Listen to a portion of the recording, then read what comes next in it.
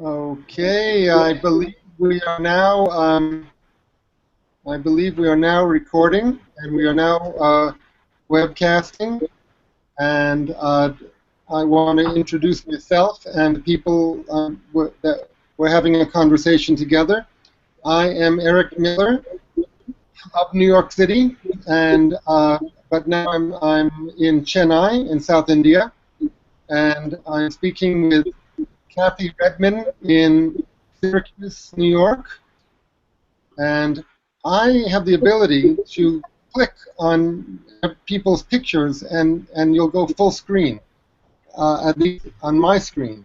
So that's Kathy. Hello, Kathy. Can you hear me? Hi. Yep, I sure can. Very good. And here is Robin. Robin, can you hear me? Robin's connection is having a challenging time. Robin's image is frozen. So let's go on. Robin is in Brooklyn, and she's a great person in the storytelling world because she has concerts, and she's done it for years in her living room. Okay, Sonia, can you hear me? Yes, sure. Yes, great. And you are in Seville, Spain, and I know you also work with the European Federation of Storytellers. Is that correct? Correct.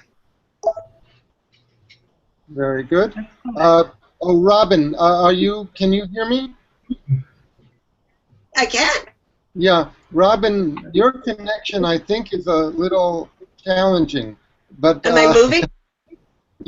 you're moving, but coming and going. Let me try to bring you full screen. Nope, not coming full screen. There you are. Yeah, nope, not coming full screen. Well, let's proceed. I think, Robin, you can hear us, right? I think Robin can hear us, and we'll just continue to proceed. So we're expecting a couple more people possibly to join us, but we'll just begin as it is. So today is World Storytelling Day 2016, and the theme this year is strong women, but I expanded to strong and clever women and girls. And what we're going to do, we're going to tell a couple stories and discuss the stories and the way we told them. And then, whoop, I got to remember to click myself. Yes, we'll tell a few stories and discuss the stories and the way we told them. And then Kathy is going to lead us in an activity of looking at a photograph and composing a story in relation to that photograph. Yes. Okay, Kathy, are you hearing me? Yes, I'm hearing you fine. Sonia, are you hearing me? Yes. Fine. Good. Robin? Robin, are you hearing me? I am. Yes. Oh, excellent, excellent. Okay, well, perhaps I'll tell the first story. Is that okay? Good. Yeah. Sure. This is a folk tale that's told in Tamil Nadu, in Tamil language, but I'm going to tell it in English. There was a young woman who liked a certain young man, and they were hoping to get married. But the young woman's father did not approve of this young. Excuse me, this is someone I think who might be trying to join the conference. Hello? Yes.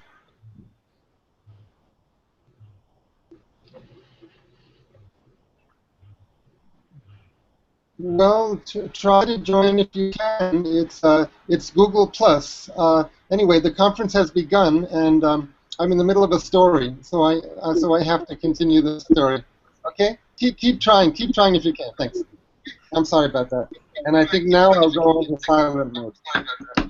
Okay, so there was a young lady who was in love with a young man, but the young lady's father did not approve. And I'm getting a little echo back. I'm not sure. Yeah, I but, hear an echo. um, echo? Echo, echo? Well, I'll just work through it. Okay, so, you know what I think you better do? That's Deepa. Deepa, can you hear me? Yes, I can, Eric. Yes. What I think you all better do, for the moment at least, is mute your microphones. Because somehow my voice is echoing back at me. It doesn't usually happen, but so okay, good. The echo has stopped. Okay, I'm going to start the story from the beginning. There was a young lady, and she was not an ordinary lady. Echo is still going on. Have you all muted your microphones? Tita, Robin, Kathy, do you know how to mute your microphones? Hold on. Done. You're muted. It's whoever. No. Very good. So Okay. how do I? This is the most delayed story I've ever told. But it's okay. It has a good payoff. This was not an ordinary young lady. She was a princess. Still echoing. Robin and Kathy, try to find a way to mute your microphones if you can. Still echoing. Okay. So she was the princess, and her father was the king. Okay. And the prince didn't like the king. Oh, you know what? I may be playing back the webcast. Let's see about that. Hey, Eric. Yeah. My son is thinking Robin is the echo. He's thinking what? Robin is the echo.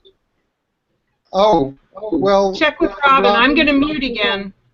Yeah, Robin's mute now. Okay. Everyone's mute now. Okay. Problem solved. You're all mute. It's unfortunate to have to mute in a video conference because then it's a little slow to take turns speaking, but we'll muddle through. Okay. Ta-da! The father didn't like the possible son-in-law. So the father, the king, was traveling around and doing king business around the land, but his mind was still back at the palace, and he was thinking, what is my daughter doing with this young man? What's the young man doing with my daughter? He was obsessed with it all, and he got very annoyed. He got very angry, and finally he said, I am going to command that this boy be put to death. So he wrote a letter. The letter said, put the young man to death. And he gave it to his courier and sent the courier, tell the courier, take it to the chief of police. The courier was a friend of the princess. So he took the letter to the princess and showed it to her, and she said, oh my gosh. And she took out a pen which had the same color ink, and she added a hook here and a dot here. In the written Tamil language, you add vowel sounds to the consonants with dots and hooks and lines. So she added a few little markings, and by the time she had finished, the letter said, have this young man marry my daughter. In other words, she modified, she forged a state document. So she gave it back to the courier. The courier took it to the chief of police, and the chief of police knew that the king didn't like this fellow, but there it was in black and white. So the marriage was performed. When the king got back to the palace and found out what happened, he was furious. And now I have to have some audio feedback. Kathy, why don't you unmute? Okay? And what I'm saying is that the king got back and he said, what has happened here? I gave the command, he told the chief of police, I commanded you to put that man to death. What happened? And the chief of police said, no, I have the letter. It's right here. It says that there should be a marriage. And the king looked at it and said, this document has been forged. This is not what I wrote. They tracked it down, and they found out that the courier had given it to the daughter. So now the king had to decide what he was going to do. Let's look at his options. Let's say I'm the king. What are my options? I really should put my own daughter to death because she has forged a state document, and that is a hanging offense. Or I should put the young man to death. Certainly, I should put the courier to death. A lot of blood should flow because of this. But what happened was a minister to the king said to the king, please, can I speak with you privately? And the king said, okay. And the minister said, you know, king, you and daughter are both very strong-willed. And maybe you should forgive her this time. So what do you think? Okay, Kathy, you're unmuted. Sonia, why don't you also unmute? Let's see if yes. Sonia, has my story been going through to you? Yeah. What do you think the king's going to do? Or what do you what do you think? I would say he's going to kill the courier. You think the courier is the first one who's going to get it, right? And then what do you think he's going to do to his daughter? You think he's going to put his own daughter to death? No. Probably not. Okay, well, Deeptha, have you been hearing the story from the beginning? Are you on mute? Yeah. You know, my voice is coming back as an echo still a little bit. Well, it doesn't matter. Okay, Robin. Robin, can you hear me? No, Robin's connection is difficult. All right, well, the answer... I guess... Okay. I think I heard Robin. Okay. The answer... Yeah. The thing is, I know the story. Is that there's no answer.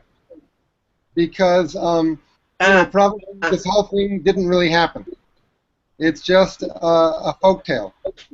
But it raises issues about when we get angry.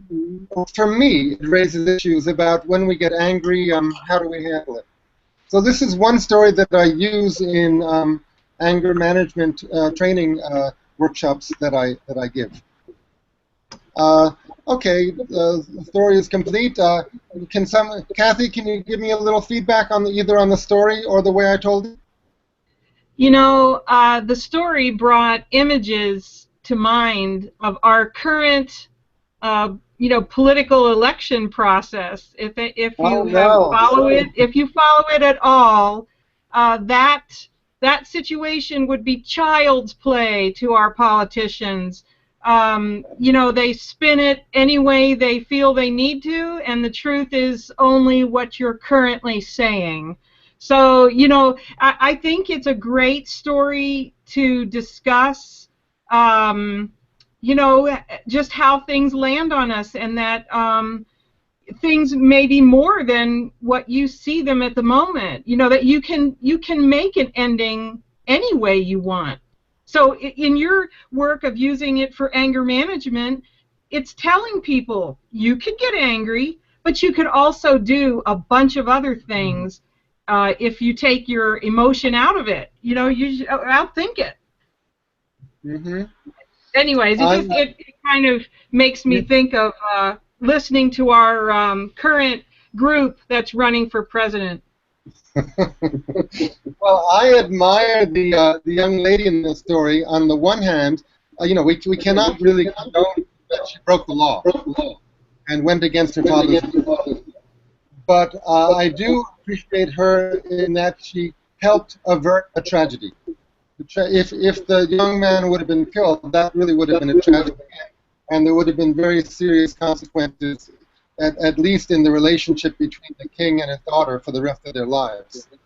So I feel she was very strong and clever to save him from himself, save the king from a murder, really, that he probably would have regretted and that his daughter never would have forgiven him for. It's one thing to get revenge, but I think it's even better to prevent an act that would necessitate or that would encourage revenge.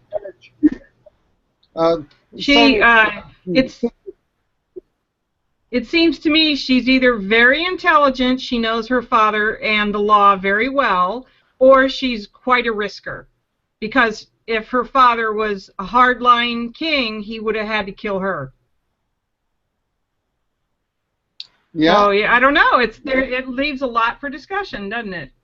I think she is a risk taker, but I think the father and daughter are similar. They're both extreme. They're both ready to go over the line sometimes. Sonia, do you have any response to the story? Well, I was just thinking how it would be different if it was told in Spain. I was thinking about how we tell stories in different ways when we the response of our culture. And I was thinking, how it would work in Spain. Probably in Spain we would have blood everywhere. We would kill everywhere.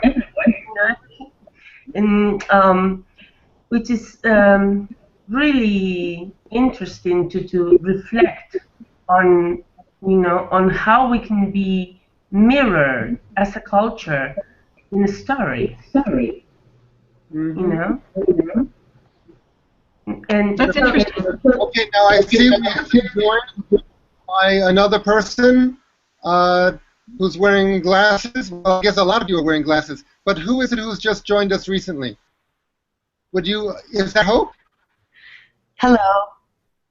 Hello. Yes, hello. This is Hope Lewis. I'm calling from Seal Cove, Maine, in the U.S.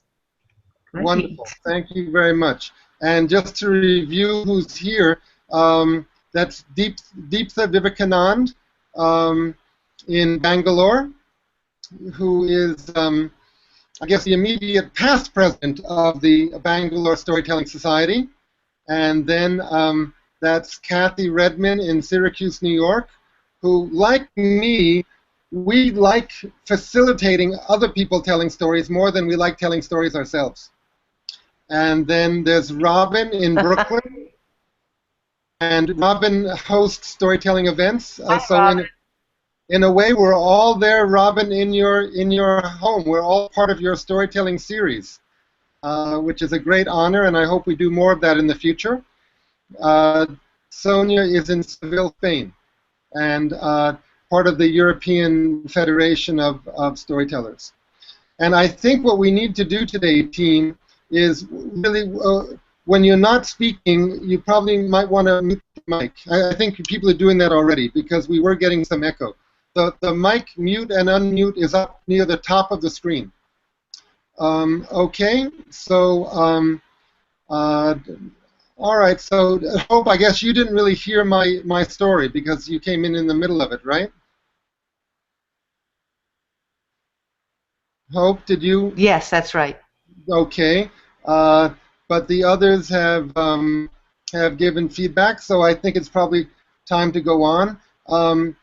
Sonia, were you going to tell a folk tale? Yeah.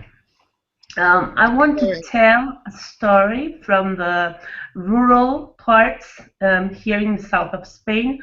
I'm sure this story, and I would like to know afterwards if you have heard of this story in some other places. But here in Spain, only in the very rural places, they tell the story called Aunt Misery. And Aunt Misery was a very old lady who lived all by herself, and she only had one pear tree.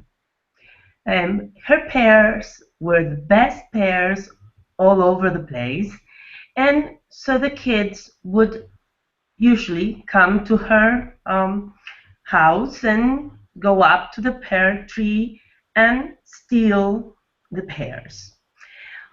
Since this was the only thing she had to make a living, she would get really, really mad at them, and she didn't know what to do. But one day there was an old man, very poor pilgrim, that came to her house and knocked and said and asked for shelter and see if he could stay over the night. And she said, of course, I can share with you my soup, my breadcrumbs soup, and you can sleep here near my fireplace, and you can have shelter. So the following morning, when he woke up and he was about to say goodbye, she said, no, wait, and I'll go and try to find some crumbs and give you a good breakfast before you leave. And he said, no, I'm leaving now, but before I leave, I want to give you a present. And she said, what do you want to give me? And he said, well, I'll give you anything you wish. And she said, oh my goodness, if I could only wish that whoever climbs up my pear tree would get stuck there until I desire that they can come back down. And he said, well, this is done. So when he was leaving, he touched the tree, the pear tree, and when the kids came to steal the pears, they could not come down. They could not go down the tree. So this was the last time they stole pears from her. And time passed, and she was really happy that she could enjoy her pears and her tranquility and being, just left alone. But one day, another person came over and knocked at her door.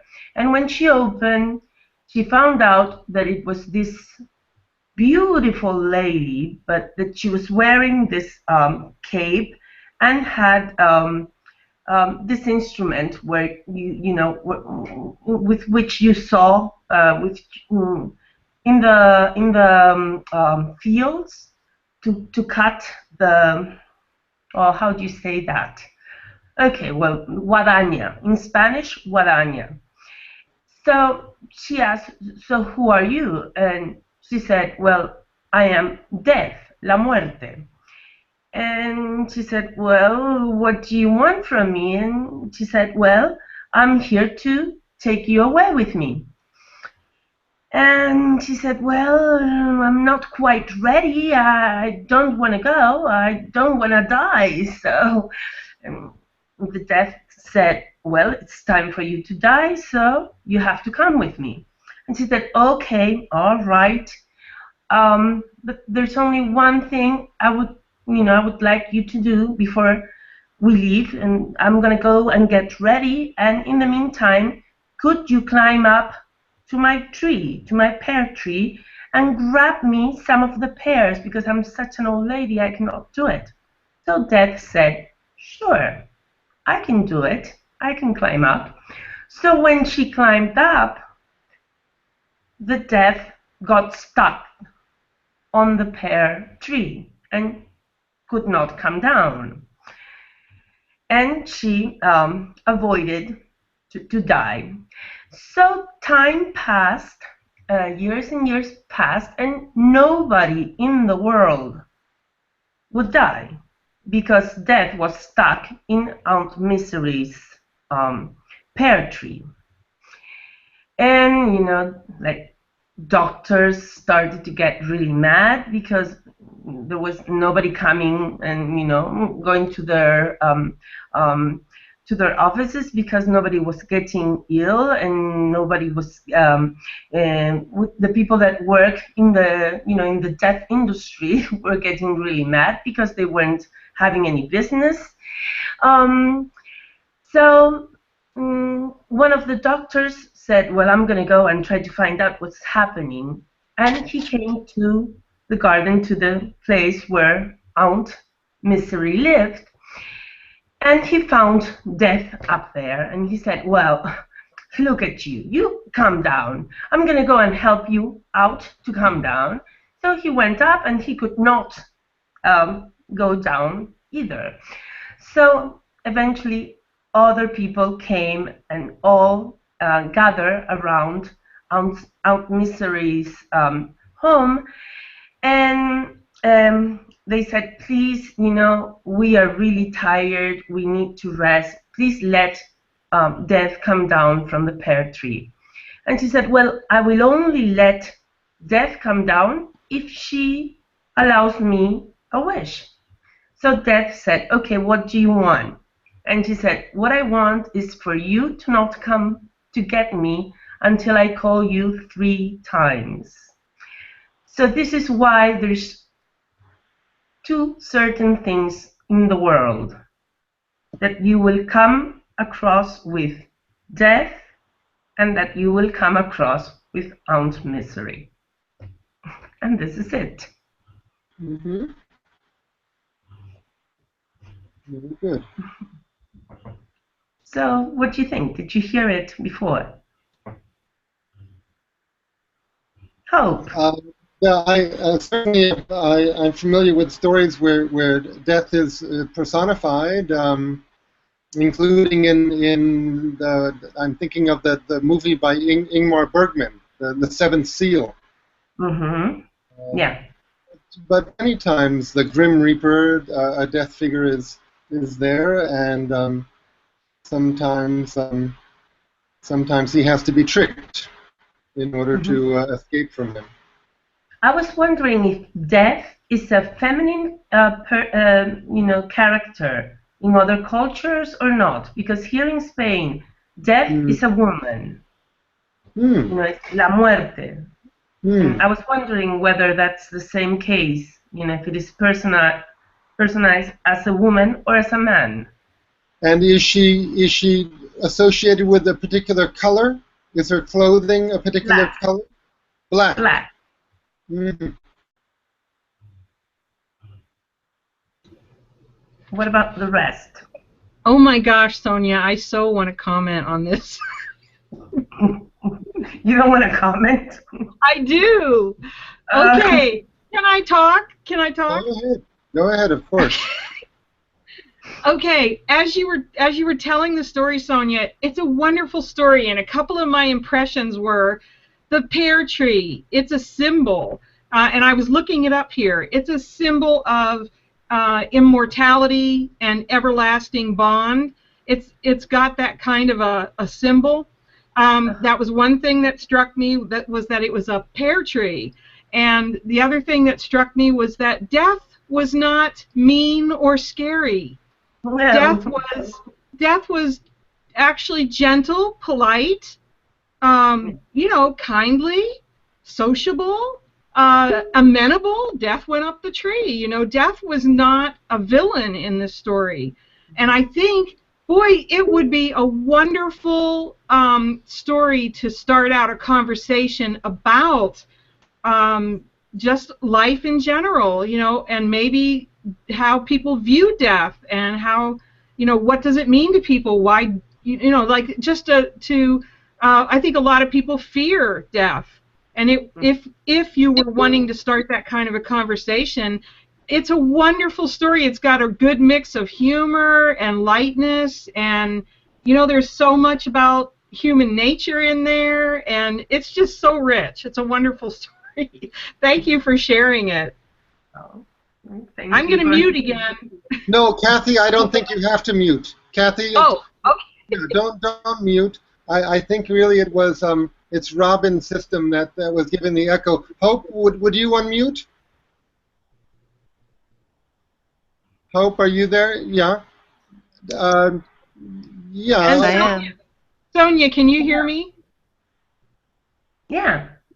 Okay, so you made the comment that in Spain, you know, there's always lots of blood in stories, and I kept waiting. Okay, where's the blood? And that one has it's actually a very sweet story about human nature and choices and facing our fears and you know the reality that death is a part of life. Maybe in stories, you know, just Spanish people, we're seen as, you know, bloody, and you know, we have all this Inquisition and all these other things, you know, that are you know, behind us, that we have all this weight with all the things we've done in history, you know, that there's blood.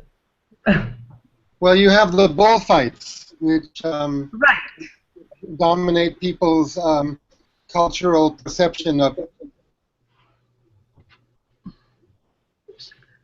But we also have a beautiful story about a bull called Ferdinand. But that's another story and needs to be told in another setting.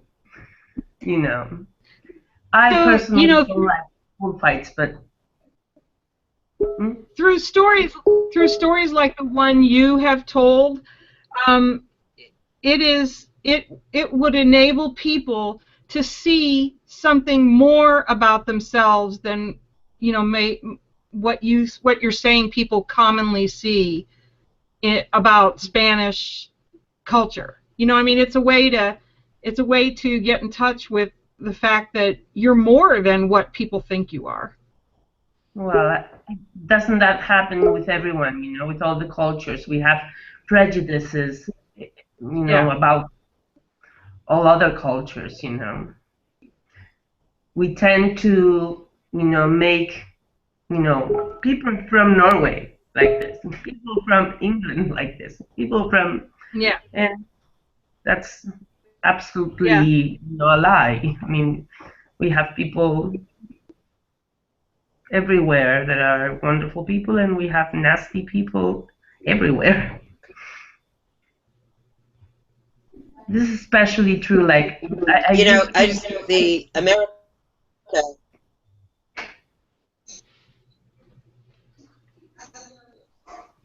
Hello? Oh, Sonia, did you want to finish? I'll mute. No. You go ahead. Hello? Go ahead. I'll mute. I was just saying, all the cultures, I mean, American culture is terribly bloody. We just cover it up with pictures of apple pie and you know, happy people eating watermelon. We, as a culture, I mean, look what we're leading to. There's so much anger and hatred. It's just, Trump may bring it all out for us, what's underneath. I just want to say about the story, I really like it. It had a twist I hadn't heard. I've heard a good part of that story until sort of she starts to make choices and come, you know, and I really like that. Yeah, I like it. I want to think about that story. It's very similar to stories I've heard. It's just the ending that's not. And I've also had, you know, there's also been, sounds like an Appalachian story also. That's it. Great. Because I lived in West Virginia for a long time. I lived in West Virginia for 5 years. But I never heard that story in the Appalachians. Just in Spain. Well, I guess, it's like, it's really kind of some of the Jack type tales, and you can find it in collections. My cat is joining us. He likes to be part of everything. That's good. And it's Is that Maria in Peru? Hi. I don't know if you can hear me. Yes, we can see you. Okay. And it looks like This you're connecting from your mobile. This morning we had a blackout, and unfortunately we're out. There's no light right now for a couple of hours. Worse off on Sunday. I didn't catch the story, so just, can you sum it up in a couple of words? Well, I think we need to just go on to the next thing. I can't. You're breaking up. Okay, well, I have found that mobile telephones are not sometimes.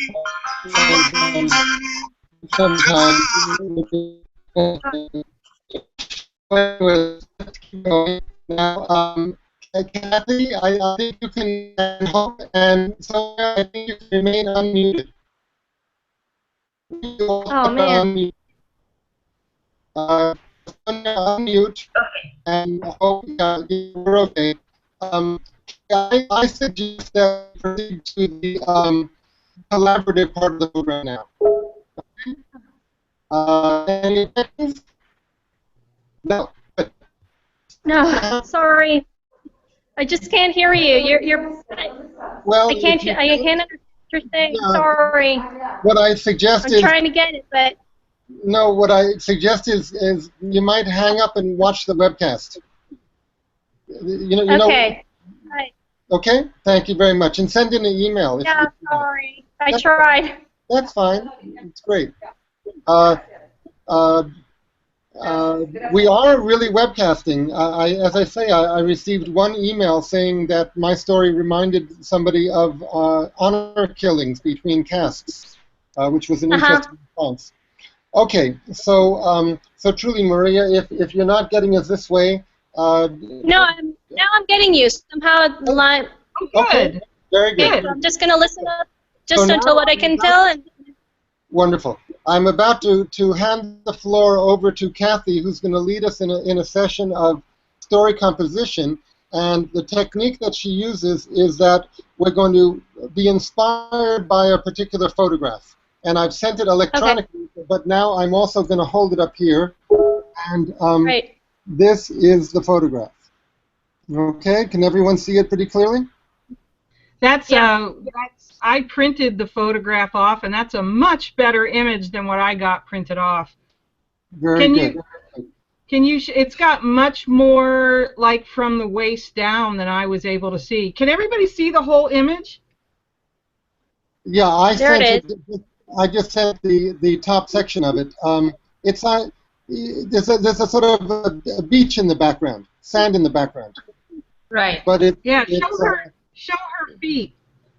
Show her shoes. Can you get shoes in there, like the pants and the shoes? Yeah. Hold it up a little. There you go. Or has she got bare feet? Nope, she's wearing a certain type of shoe. There. Okay, there it is. Okay, so now, Kathy, will you take over? Okay, so let's pause just for a minute, and I want to ask. What are the burning kind of issues that people are thinking about in connecting with audience? Eric, we had talked about right now. You're kind of thinking about getting people to connect with their emotions, to develop, say, characters and then dialogue with characters. I am kind of thinking about how to honor people's words. And the process of editing stories that you're going to share with other people, if they're going to create a story and then gift it, how do you honor the teller's words and yet make sure that the story is appropriate when you share it? So I'm kind of struggling with that. But I'm just wondering, Robin, Sonia, I'm going to say you're dealing with the whole question of personal narrative, the validity of personal narrative in a storytelling world. I kind of hear that from you. But does anyone else have any other just kind of burning issues or thoughts that they're considering when it comes to their audience?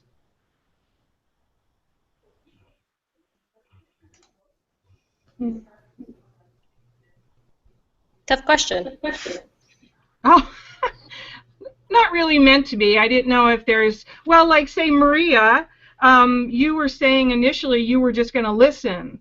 So Yeah, do you feel like, you know, one of the things you struggle with is how do you connect with an audience? actually I do, especially with teenagers. They tend to be like more critical, feel like they're above everybody else. So I think it's like a generational thing. Okay. And it's a little more difficult like to connect, but when you do, they really appreciate it. The thing is that how do you connect? I mean, like the scenario, I mean, you have to have the ambience to actually, you know, get them to collaborate with you. Children are a lot easier, and adults like really appreciate story since they have their own story, you know, like their own background, they understand what it is. But teenagers, they're just like discovering the entire world.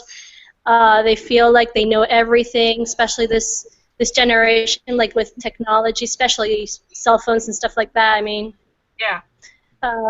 That's like the main thing, you know, for connecting with audiences.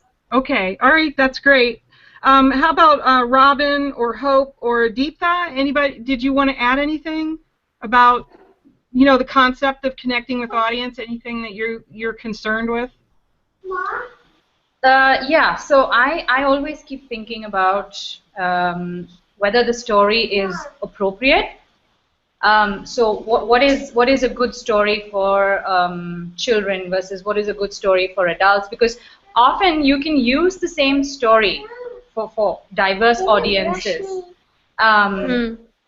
but you know, but I may have something in mind when I'm planning a story, but does it come off the same way to the audience? Is the audience processing it and seeing it the same way I want them to see it? So, and most of the time it works, but I still have that question because, you know, you don't always get feedback, the kind of feedback that you want. So that's something that I often think about. Okay. Okay, that's really valid. So, anything else? Yeah, I've got one. For family audiences or young people, I worry about dumbing it down. You know, we're supposed to, for many of the audiences here in the States, you're not supposed to take risks, you're not supposed to challenge children, and you're supposed to have happy endings. And I personally hate that. But I find myself now have acclimated myself to doing that, so that stories are not as much about risks as about making, you know, there's a thing. I mean, you can start to get away with it in middle school or high school, but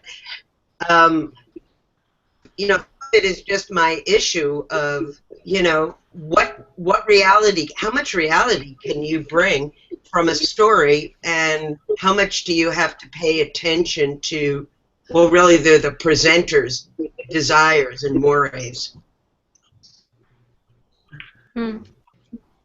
Okay, so let's go back to our. Thank you for the input. Let's go back to our image, and I'm going to walk you through a process that I believe in some way will address some of the concerns that you have, or it can be a tool in connecting with your audience.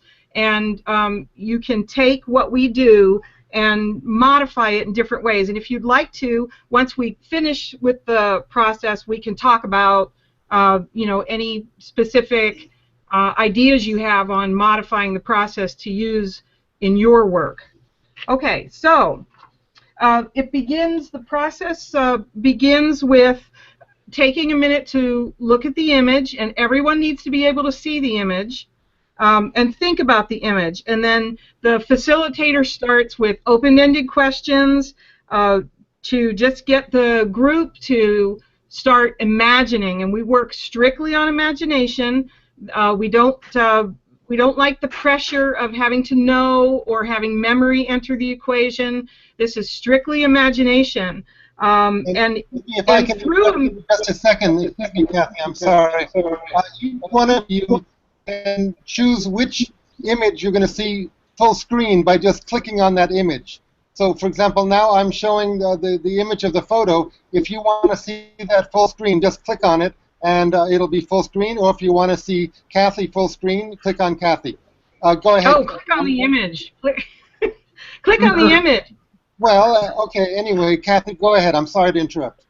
No, actually, that's important. You know, not having done this before on this medium, you know, it's good to have someone, you know, say how you can do it. That's great. Okay, so we're going to work on imagination. There's no right or wrong answers. Let's see, where are we going to... So we want to... in working with imagination, you provide, it's basically a safe environment. I've had people that are, when I start with the group, I have people in the group that are fearful, hesitant. I've had people that are very negative. I've had people tell me, you know, I will not participate. I'm forced to be here. You know, I will not, you know, do this. I've had people most people will tell you, I don't have any stories in me, I can't do this. But because the nature is imaginative, it is actually very fun. And people, within 15 minutes, you'd be surprised at how many people have caught it and are into it and create the story. So let's start with our image again. I think I see the image there. It's Eric's avatar, it looks like. So what do we want to say? Oh, I'm sorry, I should say here, during the process, I'm going to be taking notes on what you say as the group tellers, and then afterwards I will write up the story and then share that with Eric, and he will share it with all of you. Okay, so who do we want to say this is? Who is this a photograph of? Who do we want to say she is? An adventuress. I agree with that, especially because she's on a beach, and it seems she's looking out to sea. Being on a beach and looking out to sea, those are adventurous motifs. She's on a beach. She's looking out to sea. She's alone. She's alone. And lonely. I don't know about that. She seems determined. I don't... You know, there's a difference, of course, between being alone and being lonely. She's definitely alone. Eyes, what I see in her eyes is it seems loneliness. like... I'm sorry, what do you see in her eyes? It seems like she's seeing a horizon that her family never saw. Oh. What do you mean? Her family never saw this aspect of her? Is that what you mean, Robin? She feels this is hope. And I think what I mean by that is that she feels to me like she is someone who is not satisfied with the world she grew up in and is reaching out for things that perhaps her family never imagined, reaching beyond the limits and the structures that she grew up with. Okay, right. Hold on here while I catch up. When do you think this is taking place?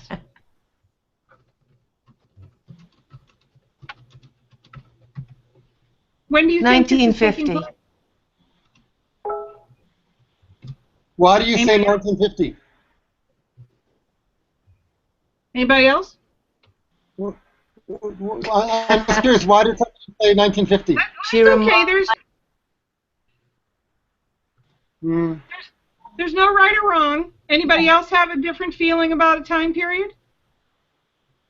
I think it's sometime early in the morning. Ah. Okay. What do you want to call her?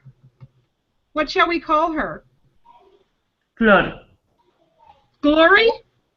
Flor. Flor, which means in Spanish, flor means flower. Oh, okay. Can you spell that for me? F-L-O-R. Okay, Flor. Okay. Anybody else have any thoughts? How do you think she feels about her name? She thinks it's okay. She accepts it, but she feels like she's got to be an iron flower. Oh. To survive.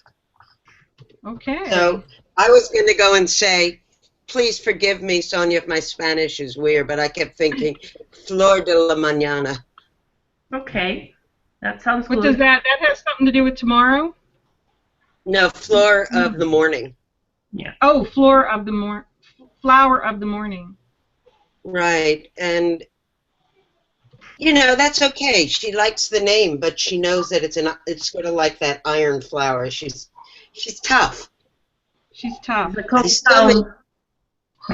Well, clearly, she's very thoughtful. She's deep in thought about something, maybe something that she's planning to do. Okay. And she's probably in some sort of internal dialogue. Ah. And she's probably going over some of those plans in her head. She's weighing her options, trying to understand if she really needs to break those shackles that have been imposed on her. And what would be the consequences of those actions? Okay. Hold on here, I'm catching up.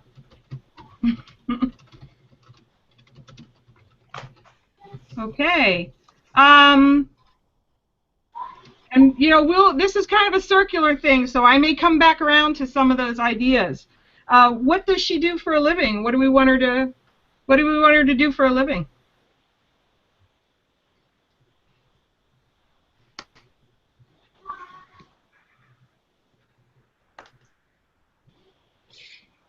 She's married, but she doesn't. But she's married, and she's taken care of, but she doesn't like it. Ah. She's a bit restless. So she's dealing with the women don't work thing that she's not happy about. Okay, dealing with. You know, she kind of reminds me of the girl in that poster, which is a very popular American poster, the "We Can Do It" poster. You guys... Are you talking about the one that's? She's like with the bandana or something. That's right. Yeah, like that. Yeah. Yeah. Well, except that her arm isn't like that, but she reminds me very much of that woman. Yeah. So she's probably very determined. Yeah. Okay. Maybe she just lost her job because it's after the war. The men have come back to work. And women have been thrown out of the factories, out of the work. So there she is, not happy with the situation. It's so cool because I also thought that it was after the war. Oh, okay. Yeah. Yeah. Okay, so what brought her here to this place? Deeptha, I think you were the one saying it's morning and she's thinking, she's thoughtful, she's thinking. So Right. What brought her here? What brought her to this place? She has to make a decision. I'm guessing something would have happened the previous evening or night. She may have gotten into some kind of an argument or, fight, perhaps, with somebody at home or at work. Or maybe she got fired the previous day. Well, she just wanted to be by herself, with herself, and she needed to get away to a place that was calm, so she could think with a clearer mind. So I'm guessing, yeah, something has triggered this, because she doesn't seem like the person who would normally come here and do this on a daily basis. So she doesn't seem like the person you'd see there every day. Yeah, yeah. How do you think she's feeling right now? Or anybody, not just Deepa, anybody.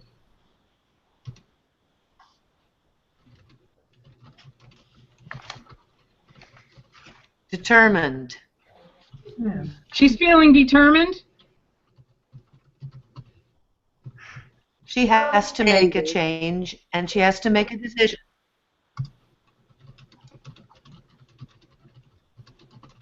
She's angry, but she's using her anger as opposed to letting it destroy her. Ah. It's an impetus. Okay. Hold on, I'm catching up. She's also probably sort of regretting some of the things she said in that fight yesterday or last night.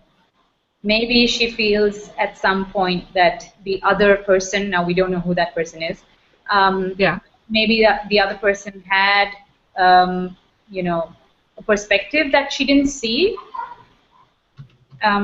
which she's probably is what she's thinking about right now, that she probably feels that there could be some truth to what that person was trying to explain to her. Okay, so you know, so far we have quite the woman, I think. We have an adventurous woman who has come out to the beach, a place where you wouldn't expect to see her regularly. It's early morning. She's looking out to sea.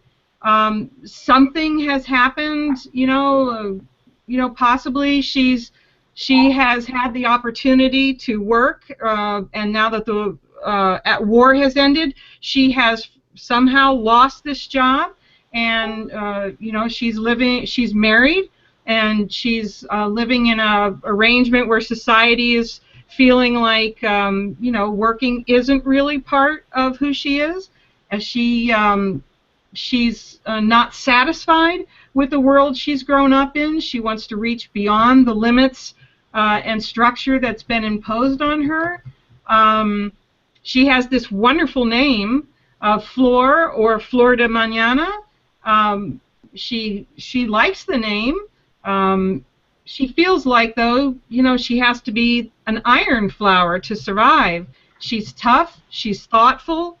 I think it's sounding like she is careful, thinks things through. She's considering you know, what has happened and reviewing other perspectives. She knows she has a decision to make. And let's see, where are we at? She knows she has a change to make, and she's using her anger in a constructive way. She does have some regrets from some of the things she may have said or done, but she's really trying to make, it sounds like, a good decision. So, you know, what kind of a person does that make her? And Kathy, I think we need to bring this to closure pretty soon. Do you think that we're going to put her? Is she going to go through any journey or through any plot line? Do you think, or we'll just keep it observing her personality? What does the group want to do? What do we want to do with her? Take her on a journey. Okay. Where do you think? Tell us about the journey, somebody.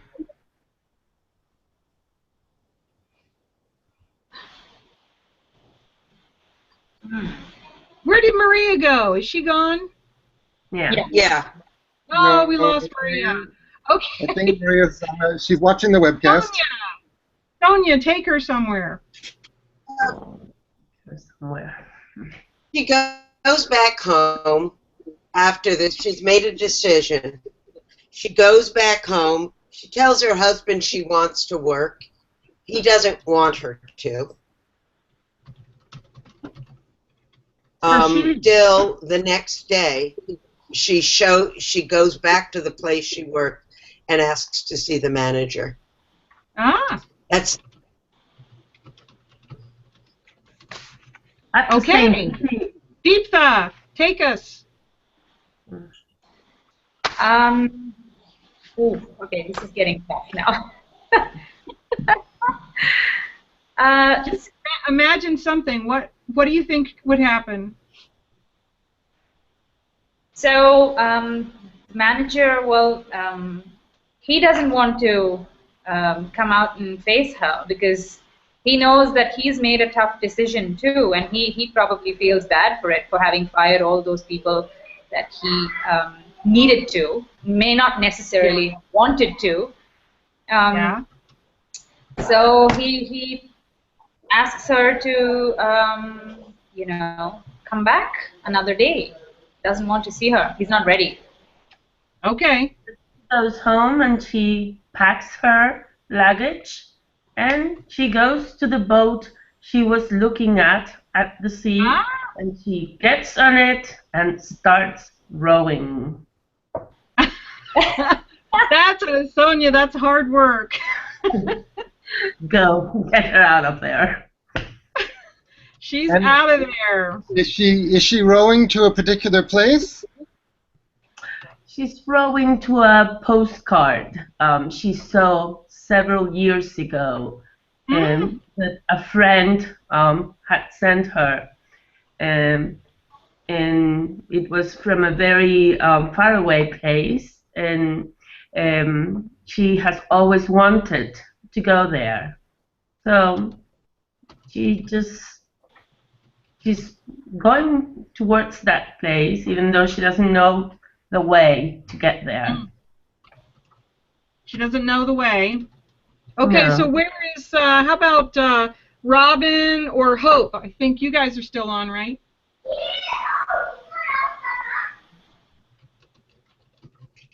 There's a terrible storm that comes up. Yeah, the storm and the rocked back and forth. Now, what I would do is I'd have it capsize, if that's okay with you. And now she's forced to swim.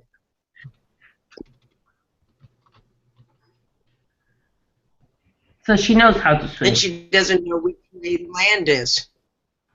She doesn't know where the land is? I mean, the woman got into a boat. She started rowing toward a postcard. She doesn't even know how far it is. Mm-hmm. You know, in a way, it's a hope.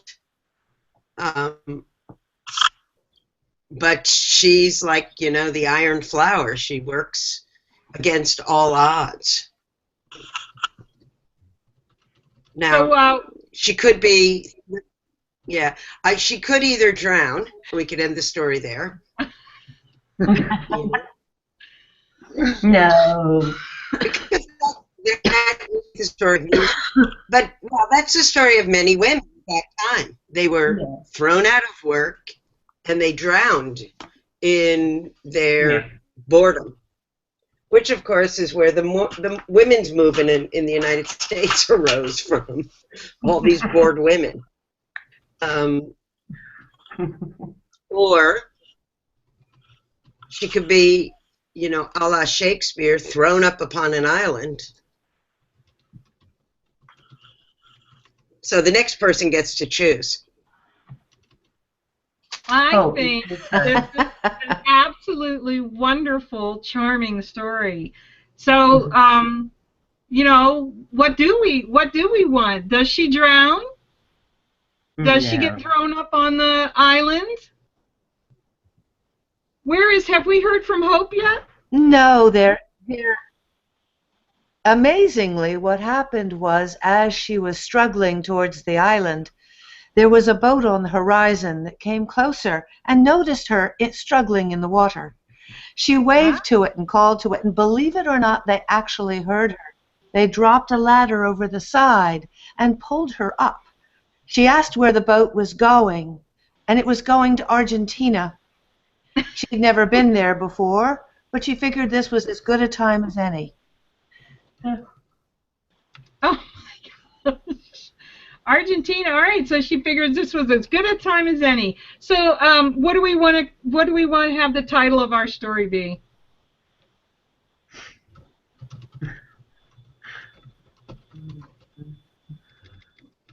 Against all odds. Against all odds? An iron flower that floats. Iron should sink, but this one floated. An iron flower that floats. Anybody else have any ideas?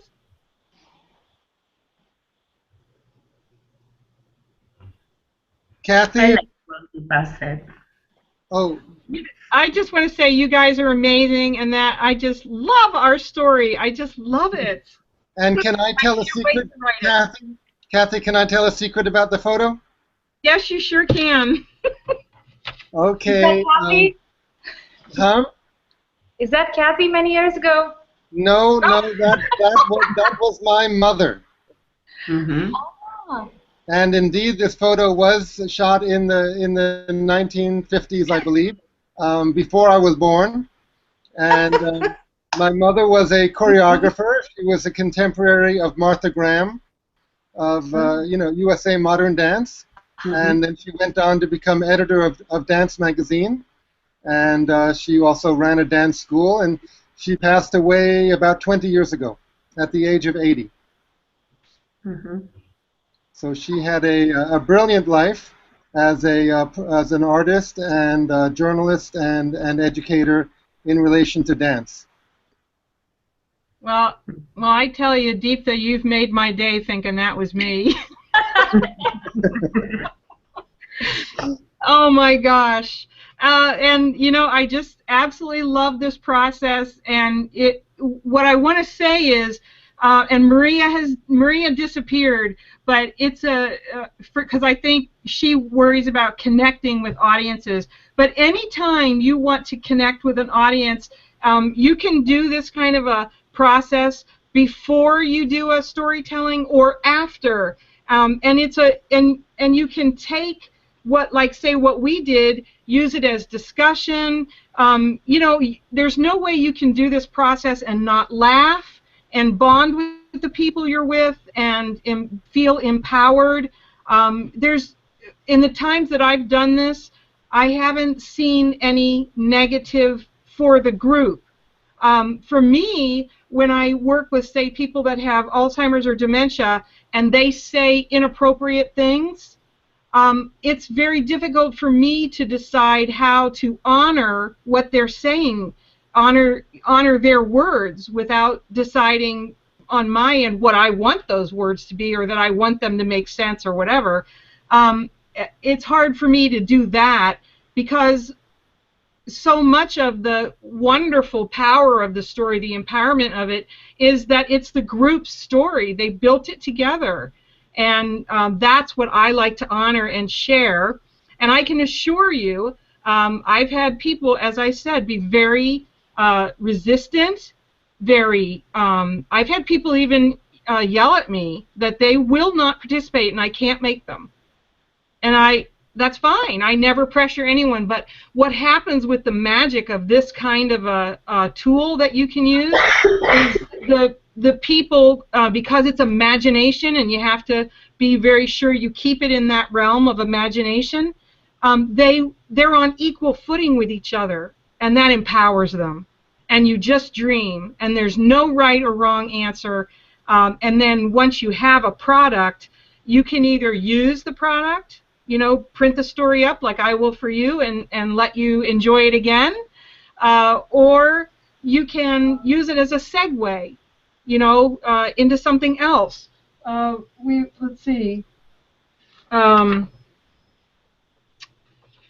Hope, you were talking about you don't like dumbing things down. You like, is Hope gone?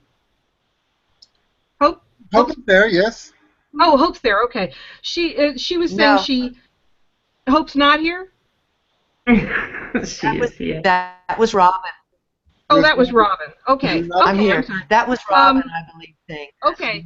So you can once people experience that they have the ability, that the stories are in them, and that they have the ability to do something good, to create something good, you can encourage them to try other formats, to get in touch with their emotions, to deal with anger.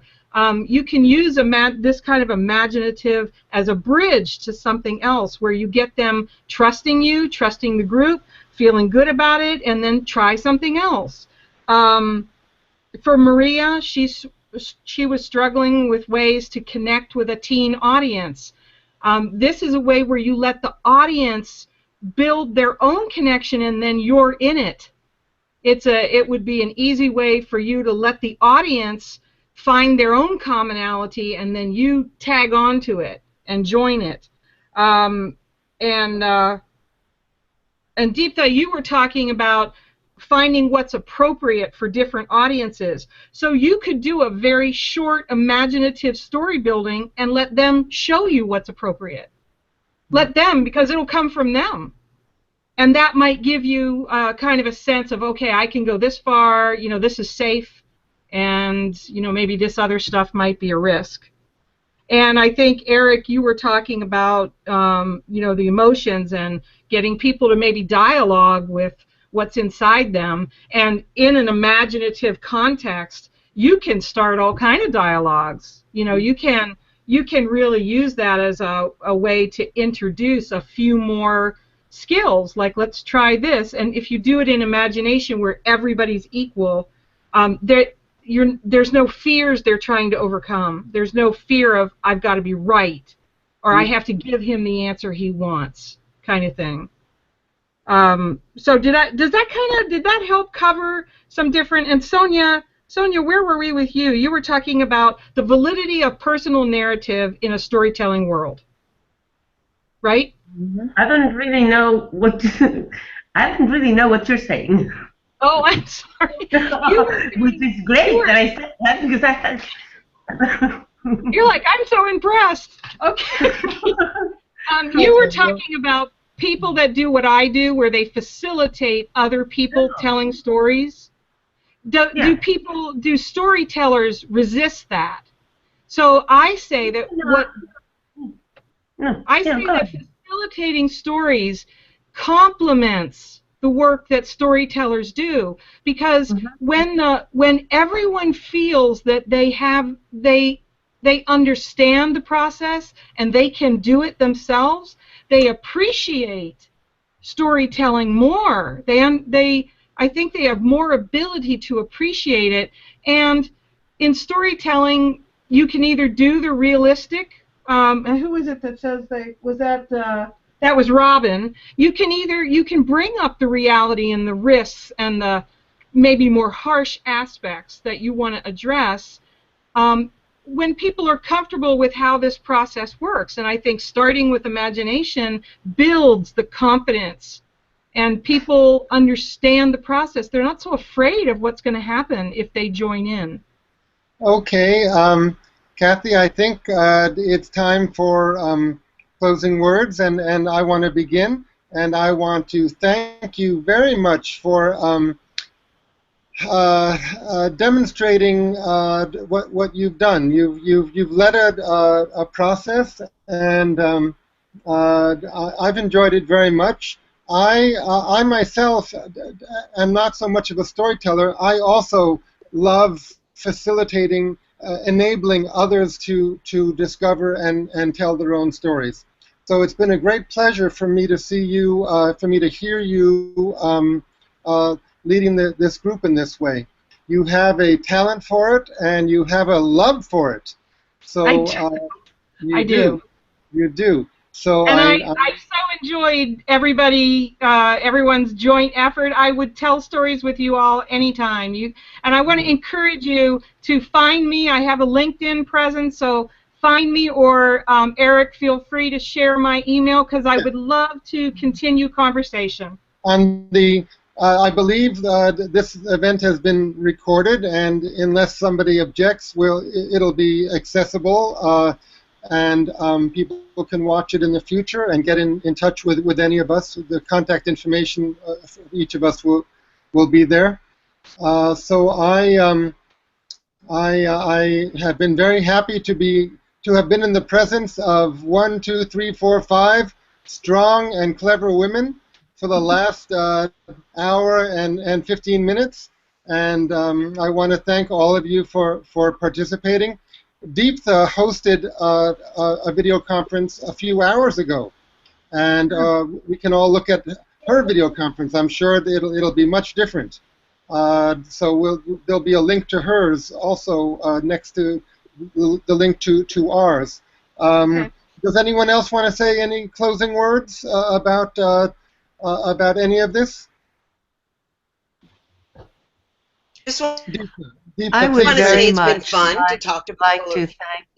Well, parts who's of the going to world. speak first? Mm-hmm. Who's speaking first? Oh, I nominate Deeptha because I've asked Deeptha to write about her experiences organizing these sorts of events. I've been asked to guest edit an issue of Storytelling Magazine next year. The whole issue will be about using audio and video conferencing at the service of storytelling. So I'll write about this event and past events, and I've asked Deeptha to write about the events she's organizing. So what is one or two things that you'll say about using video conferencing for performance of, discussion about, training in storytelling? I think this is the only way to connect people in today's digital age. And if we don't always get to meet people from various other countries, unless of course we're meeting them at festivals and things like that. So I think we ought to do this a lot more often, and not just limit it to World Storytelling Day. If we can, begin to form sort of informal groups and host hangouts and video conferences like this on our own, I think slowly the community will grow. That's what technology helps us do, really build community. And I think there is still so much more that we need to do to build awareness about storytelling, about the impact of storytelling, and its applications. So the more technology we use, the higher and wider our reach becomes. So yes, I'm all for it, and I think it's the best way to promote this ancient art and promote it using modern technology. Wonderful. We know that nobody can save the world except in a story. And I live in a fairy tale. In the fairy tale I live in, we are saving the world with storytelling and video conferencing, especially in terms of reducing loneliness and reducing unemployment. Because I think it's developing into a situation where we'll be able to teach, sell, counsel, coach, give therapy, do many things by video conferencing together with storytelling.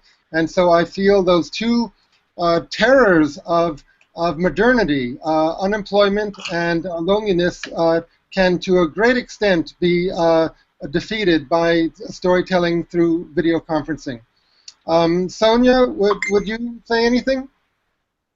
Well, just thank you, all of you, for sharing this time. And this is the first time I do this, and I enjoyed it. Time passed really quickly. I wasn't aware that already we were here for 1 hour and 15 minutes. It's incredible. Good. That means you had fun. Yeah, of course I had fun. Yeah.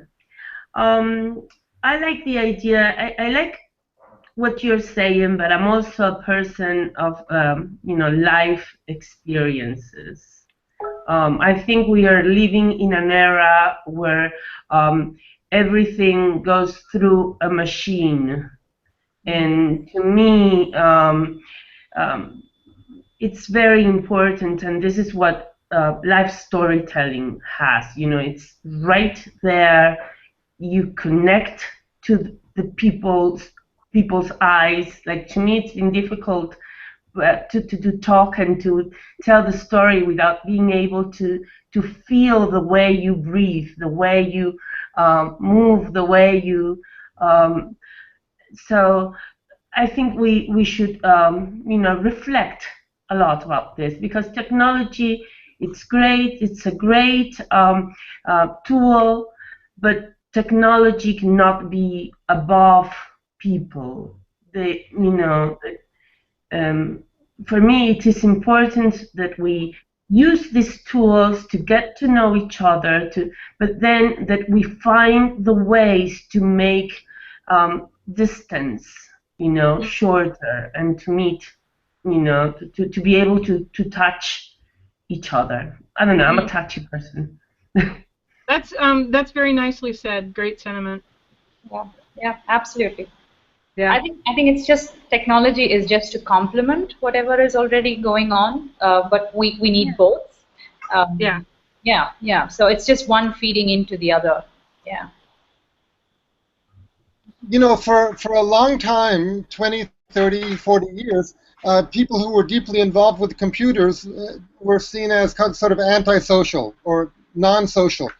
But now, with the advent of video conferencing, of course, it's not as good and warm on certain levels as physical presence, but it's a lot better than anything else that we can do with technology.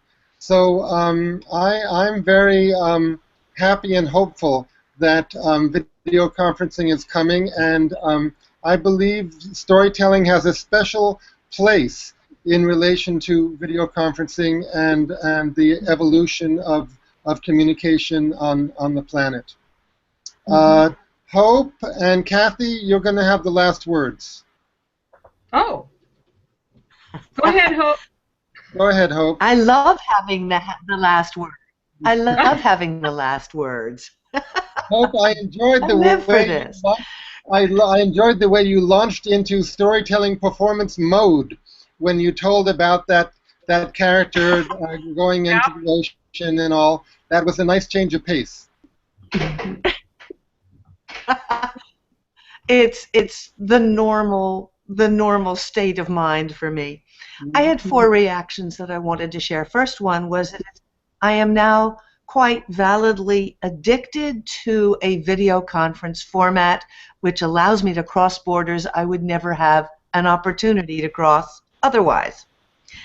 I am delighted with what you've done, Kathy, because a great deal of the time that I spend working with performance or with various groups of various ages, I spend in co-creating stories with them. Another aspect is, as the president of my regional storytelling organization, I have for quite a long time now, since we're a very far-flung region, I've had in my mind the idea of, could we have a virtual guild? So that could we meet via video conference and have a storytelling guild which would bring together all of these far-flung members of our region. The other question that I had was for Sonia. Sonia? Yes. Can I please tell that story? Where does it come from? How can I love it? It's not mine. I heard it in the rural places here in Spain. Like in the little villages. This is a story that's been told, it's folklore. It doesn't, as far as I know, it doesn't have a known author. Hope, it is available online. Fantastic. Because I would. Can I? Oh, are you ready for my parting words? No, Hope, did you complete your 4 points? Oh, I thought you. Yes, I actually did. The 4th point was looking for a source so that I could properly attribute that story. It's available online. I just looked it up. So thank you. Wonderful. And Deepa, you'll send it to me, and I'll share it with the whole group. Is there a Deepa, is Wait, there a Kathy? title to it I could look for? Before your party. Well, I just searched for Ant Misery, Folktales, Pain. Those were my search terms. Mm-hmm. And it's right there. It's right at Thank you. It's one of the first searches. Yeah, one of the first results. Good. Okay, Kathy? Okay. I was just going to say, Sonia, you looked worried there when Deepa found the story online. I just want to say... Hope, I'm sorry I interrupted. Kathy? Yes? I just want to say thank you, guys. This was fun. Thank you, Ed, for facilitating it and inviting me. And it's lovely to meet you all. And I'll see Hope very soon. Very good. Yes. Kathy, go. You will. That was Robin, right? That was Robin. Robin, That's it. we're not seeing you, Robin, but we heard you loud and clear. Okay, Yeah. Kathy, go ahead. So I guess this just makes me think, I completed kind of what got me into teaching writing, which I teach kind of authentic creative writing techniques, was a feeling that with the onslaught of the internet, that we were going to lose writing. And what I learned in the process of feeling like I was advocating for writing and championing for it, what I learned is that technology can never replace the magic that happens when you share from your authentic self. So it was such a relief to me. I didn't have to be a warrior for it anymore. So I'd like to just say that in my feeling, technology can do things for us, but nothing replaces eyeball time or authentic connection with our creative selves. So nothing replaces that. And when you see that ignite in someone, when they connect with that in themselves, they're changed forever, and you can never unlearn what you know as the truth. They're changed forever, and they can go on then and connect with their authentic creative self the rest of their life. It's a wonderful thing. Wonderful. Okay, I guess now we'll say good night, and hopefully we'll all meet again soon. I hope so. Good. Thank you very much. Thank you, Eric. Thanks a lot for doing this. Thank you. Lovely meeting all of you. Bye-bye. Wonderful. Bye. Good night. Bye. Bye. Bye.